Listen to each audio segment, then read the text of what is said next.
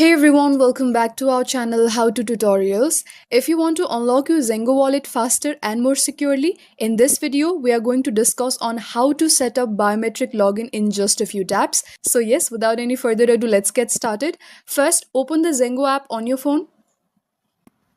Now tap on the security icon at the bottom right and simply tap on this Boost Security Create 3D Face Lock.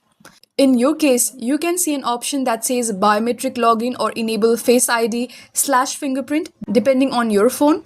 Here under the advanced security section, tap Create 3D Face Lock and simply tap continue and follow the prompt to scan your fingerprint or face. And done. Next time you open Zengo, your biometrics will do the login for you, no PIN required. Simple, fast, secure. That's Zengo for you guys. If you like this video, don't forget to like, subscribe, and let me know in the comments if you have any queries. Thank you for watching, and I will see you in the next one.